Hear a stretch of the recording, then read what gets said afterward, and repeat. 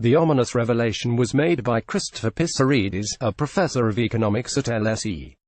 He told CNBC, ECB is mainly concerned about deflation in financial markets.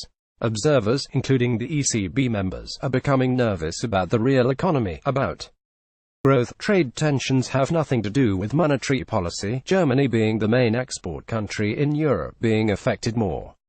Doesn't have much to do with it. Brexit has nothing to do with monetary policy, if you look at the list that the ECB has given for revising the growth forecast down. It's not really about financial markets. The way I see it is that the ECB must be getting increasingly concerned about what the implication of the slowdown would be for financial markets. Brexit news. Christopher Pissarides, professor of economics at London School of Economics, said the image Getty, CNBC, but quite honestly, we don't know enough now to take any action. The problem with when you take action is the signaling effect of what you think is going to happen in the future is as important and sometimes even more important than what you are doing now, and this is really not the time to signal what they would be doing forward.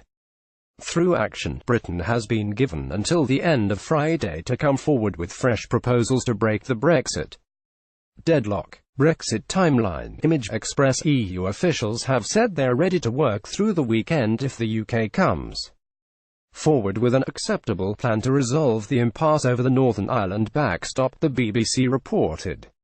Theresa May is facing a crunch Commons vote on Tuesday when she takes her Brexit deal back to MPs following its overwhelming rejection in January by a majority of 230. The Prime Minister has staked her hopes of getting through the meaningful vote this time on securing concessions from the EU on the backstop, which has proved the main stumbling block to an agreement. Tory Brexiteers have been demanding legally binding assurances the UK cannot be tied indefinitely to EU rules through the backstop,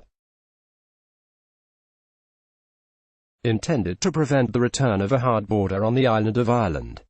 However, talks in Brussels on Tuesday between the EU's chief negotiator Michel Barnier and Attorney General Geoffrey Cox and Brexit Secretary Stephen Barclay broke up without agreement. Both sides acknowledged that the meeting had been difficult, with reports Mr. Barnier complained that Mr. Cox had brought forward a legal solution to a political problem.